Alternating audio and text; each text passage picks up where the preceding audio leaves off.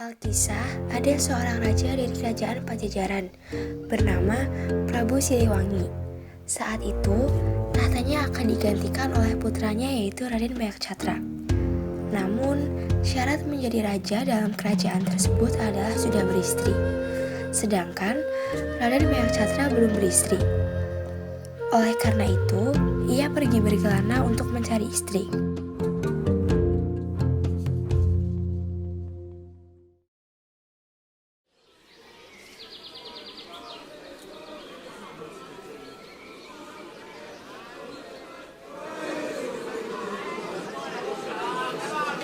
Wahai seluruh rakyatku, sebentar lagi akan ada pergantian raja di kerajaan ini. Namun, syarat menjadi raja harus sudah beristri. Ayahanda, apakah syarat itu juga berlaku untuk putramu yang ingin menggantikanmu di singgasana itu? Wahai putraku, aku ini memang ingin menjadi gubernur raja setelah aku. Sudah jelas bukan? Itu juga syarat untukmu. Baiklah Ayahanda, izinkan hamba mencari calon istri yang hamba inginkan. Raden Bayakcatra pun mencari istri yang ia inginkan. Saat itu, Raden Bayakcatra pergi ke sebuah tempat dan tiba di Kadipaten Pasir Luhur. Di situ, ia menyamar menjadi rakyat jelata dengan nama Kamandaka. Dewi Ciptarasa, tunggu hamba menemuimu nanti untuk mempersunting dirimu. Pasir Luhur adalah kadipaten yang dipimpin oleh seorang Adipati Kanadaha. Ia pergi ke kadipaten tersebut untuk menemui putra bungsu Adipati Kanadaha, yaitu Dewi Ciptarasa.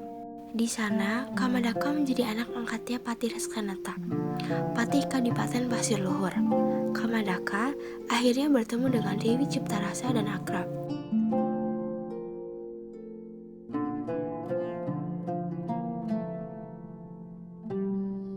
Perkenalkan, nama hamba Kamandaka. Baiklah, saya Dewi Ciptarasa. Kau asalnya dari mana? Apa kau bisa menebaknya? Mungkin tidak jauh dari sini.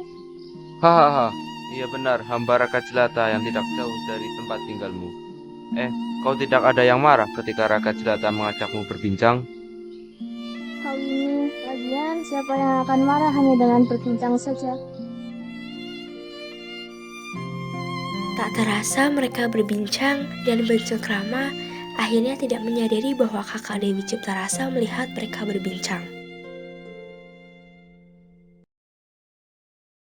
Dan akhirnya kakak Dewi Ciptarasa melaporkan kepada ayahanda, yaitu Kadipati Kanadaha. Bagi Kadipati Kanadaha, perbuatan Kamandaka telah merusak martabat kadipatennya, karena ia hanya rakyat jelata dan berani bercengkrama serta berbincang dengan seorang anak adipati.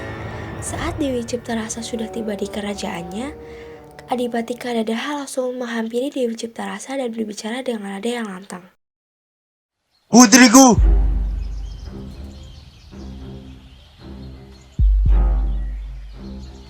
Kenapa harus dengan Kamandaka yang hanya rakyat jelata? Apakah yang diriku lakukan itu salah, wahai ayah? Diriku hanya berbincang saja dengan Kamandaka. Kau tidak perlu bertanya lagi, apa yang kau lakukan ini memang salah. Lihat, ayahanda dirimu ini adalah pemimpin di Kadipaten Pasir Luhur. Dewi Ciptarasa langsung meninggalkan ayahnya dengan raut muka yang judes, seakan-akan dirinya marah kepada ayahanda. Akhirnya, Adipati Kanadaha memerintah Patih Raksanata untuk membunuh Kamandaka. Sebagai seorang ayah angkat, Patih Raksanata pun merasa ragu untuk melaksanakan tugas dari Adipati Kanadaha.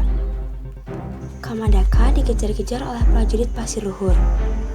Karena Kamandaka sudah tidak tahu akan menghindar ke arah mana, akhirnya Kamandaka terjun ke sungai untuk bersembunyi di gua yang ada di dalam sungai itu. Para prajurit itu mengira bahwa Kamandaka telah mati karena melihat usus hewan mengapung di air. Yang mereka kira itu adalah usus Kamandaka. Para prajurit kemudian segera melaporkan kepada Adipati Kanadaha bahwa Kamandaka pun telah mati.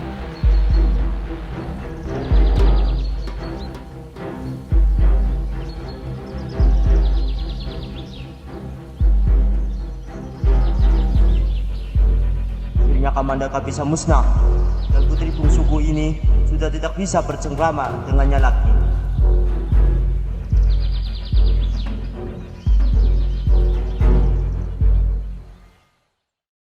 Sampai sekarang, Lubuk tempat Kamandaka terjun dikenal dengan nama Kedung Kerapunan di Sungai Mergawa, 3 km sebelah barat kota Purwokerto. Pada saat itu, Kamandaka terus menyusuri gua dan akhirnya tiba lagi di Kadipaten Pasir Luhur.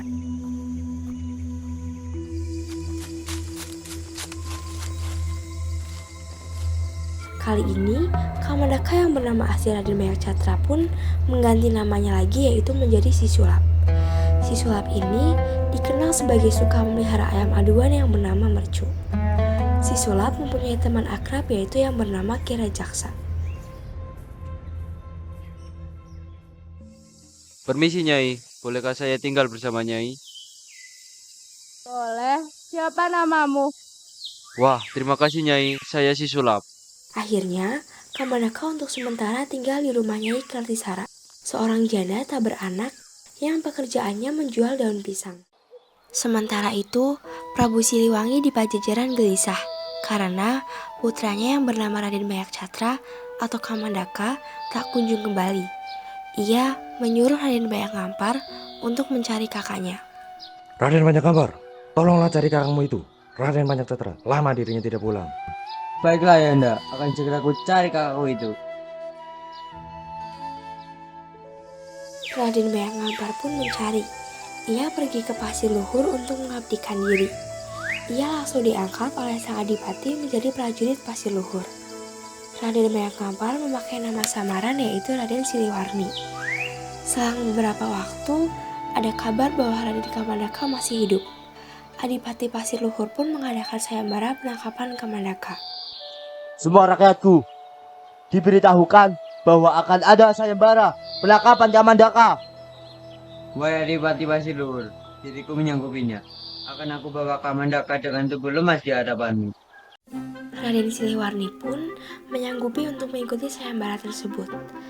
Raden Siliwarni langsung pergi ke sabung ayam milik Kamandaka dan bertemu Kamandaka dengan buah ayam miliknya, yang tajinya sudah dipasang patrem atau keris yang berukuran kecil. Raden Siliwarni dan Kamandaka pun berhadapan. Ayam milik Siliwarni melompat saat bertarung. Patremnya mengenai lambung Kamandaka. Kamandaka yang kesakitan marah dan langsung membanting ayam itu hingga mati. Mampus kau ayam, mati. Siliwarni dan Kamandaka pun bertarung sangat seru. Dalam pertarungan ini menewaskan seseorang. Setelah itu, Kamandaka dikejar-kejar prajurit Pasir Luhur di bawah pasukan Siliwarni. Daerah pertarungan mereka dinamakan yaitu Pejogong. Singkat cerita pun, Kamandaka menerobos hutan. Hutan yang diterobos Kamandaka sekarang dikenal sebagai Desa Bobosan. Kamandaka terus melakukan pelarian sehingga berhenti di suatu tempat dan ia berhadapan dengan Siliwarni. Kamandaka, hadapi diriku. Hahaha, siapa engkau? Tidak perlu tahu, langsung hadapi saja kau. Saat itu, Kamandaka mengeluarkan keris Kiai Mojang yang merupakan pusaka kerajaan Pajajaran. Dan pada saat itu pula, Siliwarni kaget melihat senjata yang begitu ia kenalnya.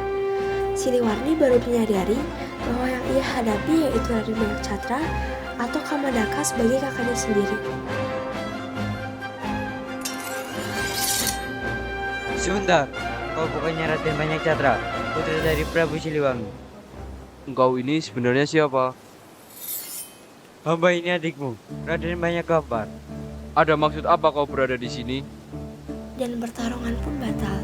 Siliwarni menyampaikan maksud kedatangannya ke Kadipaten Pasir Luhur, yaitu untuk menjemput Banyak Catra atau Kamandaka untuk didobatkan sebagai raja. Akhirnya, Raden Banyak Catra dan Raden Banyak Ngampar kembali ke Pajajaran. Ternyata, tidak hanya Banyak Catra yang akan menjadi calon menggantikan Prabu Siliwangi, melainkan ada Raden Banyak Blabur, putra dari istri kedua Prabu Siliwangi. Akhirnya, Prabu Siliwangi mengadakan sayembara. Wahai anak-anakku, Raden Banyak Catra dan Banyak Blabur, akan diriku adakan sayembara untuk merebutkan siapa yang akan dinobatkan sebagai raja pengganti diriku. Lantas apa syaratnya, Prabu? Syaratnya yaitu, siapa yang dapat membawa 40 putri kembar, maka ialah yang akan dinobatkan menjadi raja selanjutnya. Untuk Untuk menunaikan dan merebutkan sayembara tersebut, Raden Bayak Pelabur pergi ke arah barat dan Bayak Catra pergi ke arah timur, yaitu Pasir Luhur. Bayak Catra diiringi oleh dua abdinya, yaitu Ki Gede Kolot dan Ki Klatung. Sesampainya di kaki Gunung Slamet, Bayak Catra mendirikan padepokan yang diberi nama Batur Agung. Di situ Bayak Catra bertapa. Bayak Catra mendapatkan baju ajaib yang bisa mengubah dirinya menjadi lutung. Raden Bayak Catra pergi ke Pasir Luhur dengan wujud lutung. Saat ia bertemu Dewi Ciptarasa, Dewi Ciptarasa pun menyadari bahwa itu adalah Raden Bayak Catra atau Raden Kamandaka. Apakah itu kamu, Kamandaka? Dewi Ciptarasa pun memelihara lutung tersebut. Lutung itu disebut dengan lutung Kasarung. Lutung itu sewaktu-waktu akan berubah wujud aslinya ketika Raden Bayak Catra atau Kamandaka melepas bajunya. Sementara itu, Raden Pulebahas melamar Dewi Ciptarasa. Dewi Ciptarasa, apakah kau mau untuk menjadi permaisuriku? Namun, Dewi Ciptarasa pun merasa ragu untuk menerima tersebut, karena ia merasa jatuh cinta kepada Raden Bayak Catra ataupun Raden Kamandaka. Sementara itu, Raden Bayak Catra atau Raden Kamandaka mempunyai rencana lain. Sesuai rencana yang sudah Bayak Catra buat, Dewi Ciptarasa menerima lamaran Raden Pulebahas dengan dua syarat. Syarat yang pertama yaitu Raden Pulebahas tidak diperbolehkan membawa prajurit bersenjata. Dan untuk syarat yang kedua yaitu Raden Pulebahas tidak boleh mengganggu lutung yang ada di sebelah Dewi Ciptarasa. Dengan kedua syarat tersebut, Raden Pulebahas pun menyetujui persyaratan tersebut. Pernikahan pun segera dilaksanakan sesuai rencana yang sudah ditentukan. Saat kira pengantin tiba, lutung Kasarung menemani Dewi Ciptarasa. Dan saat itu Raden Pulebahas berbasa-basi mengedong si lutung. Lutung tersebut langsung saja menerkamnya. Raden Pulebahas terkejut dan berusaha melawan lutung itu. Apa-apaan ini? Apa yang terjadi? Namun, lutung tersebut melumpuhkan Raden Pulebahas dan menekamnya hingga tewas. Pesta pernikahan pun menjadi geger. Adipati Kadadaha menjadi gerusan karena lutung itu mengacaukan pernikahan putri bungsunya. Pada saat itu, lutung tersebut melepas baju ajaibnya dan berubah menjadi Raden Kamandaka atau Raden Bayak Catra. Apakah kau ini anak Prabu Siliwangi? Benar, Sang Mulia. Akhirnya, hubungan Bayak Catra dan Dewi Ciptarasa direstui oleh Adipati Kadadaha. Sayembara yang Prabu Siliwangi adakan dinyatakan sudah cukup dan Raden Bayak Catra atau Raden Kamandaka yang dinobatkan menjadi raja selanjutnya di kerajaan Pajajaran. Dan pada akhirnya pun, Raden Bayak Catra atau Raden Kamandaka hidup dengan sangat bahagia bersama dengan Dewi Ciptarasa.